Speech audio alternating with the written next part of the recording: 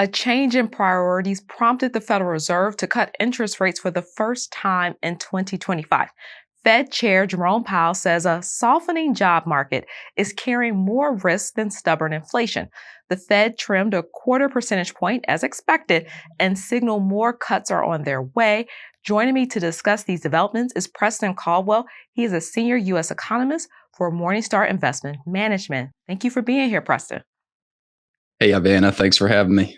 Now, the Fed chair described the job market as solid just a few months ago, but that description has changed. Can you talk about the tough role the Fed is in with balancing the weakening job market while inflation remains above its 2% target? In the last several months, we've gotten in new data which shows the labor market to be in probably much weaker conditions, although it's the conditions are also very unusual too. And so over the last few months, in terms of the jobs reports, and then especially earlier this month when we got the BLS's preliminary benchmark revision, altogether that's showing that by our estimates, employment growth in terms of non-farm payrolls stood at about 0.5% year over year as of August, which is, previously that was at reading about 1% year over year. So 0.5% year over year, that's considerably weaker than normal, which would be about 1 to 1.5%. We averaged about 1.5% in the 3 years before the pandemic, for example. And so nevertheless, we haven't seen really much of a rise in unemployment yet. It's averaged 4.2% in the past 3 months compared to 4.1% in the first quarter of this year. Probably because labor demand has fallen at the same time, labor supply has fallen at the same time that labor demand has fallen. Perhaps because of, or almost certainly because of reduced immigration. But the risk that, as Powell points out, is that, if labor demand continues to fall, at some point we could see this rise in unemployment start to set in and potentially tip the economy over into this vicious cycle of layoffs and economic contraction, which once that is set in motion, it's very hard for the Fed to undo it. So the Fed wants to avoid that. And so the balance of risks, even with inflation heading back up again a little bit, that balance of risks calls for looser monetary policy and rate cuts. Now, the Fed released this dot plot, which shows expectations for interest rate cuts between 2025 and 2027. Talk about what was significant about these projections and how they line up with your own. So, the Fed is expecting 2 more rate cuts, 1 rate cut each in its 2 final meetings this year, which would take the federal funds rate down to 3.5 to 3.75% at the end of this year, which is in line with current market expectations, in line with our expectations. And then the Fed only has 1 rate cut penciled in for 2026.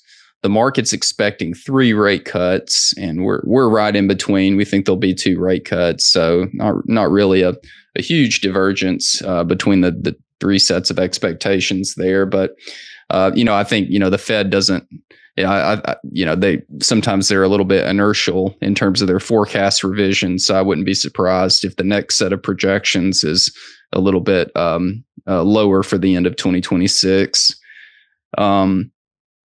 And so, not a huge divergence right there. I think our expectations and the markets, as well as the Fed, are that the federal funds rate is going to move a lot lower. Again, reaching 3 to 3.25 by the end of 2026.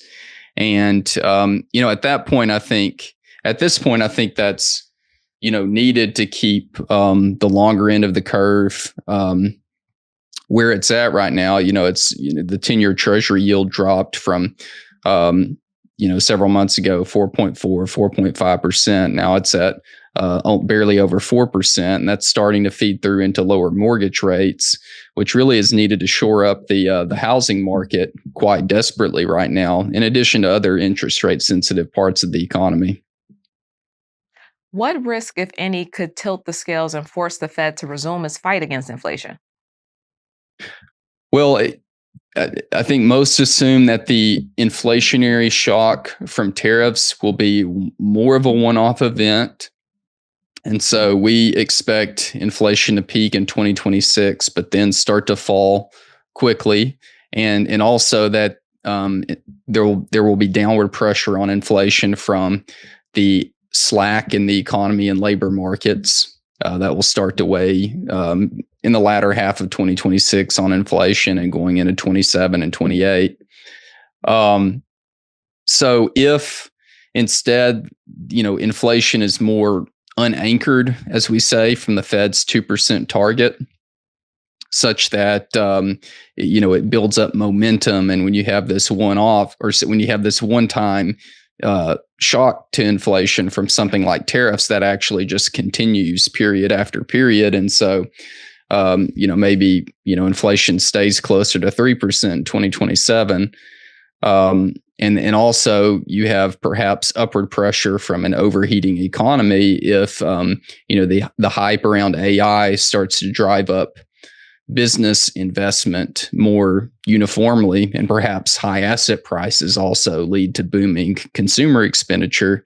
All of those forces could keep the economy somewhat hotter and keep inflation higher, and call for at least a suspension of any further rate cuts. But that could call for the federal funds rate. Let's say it gets to 3.5% at the end of this year. It could call for it to go back up to 4% or something. So we can't rule that out right now. It's a credible scenario, but you've also got a scenario where we have a recession and rates go much closer to zero. Well, Preston, that given us a lot to consider. Thank you for your insights and time today. Yeah, good to talk with you, Ivana. Thank you.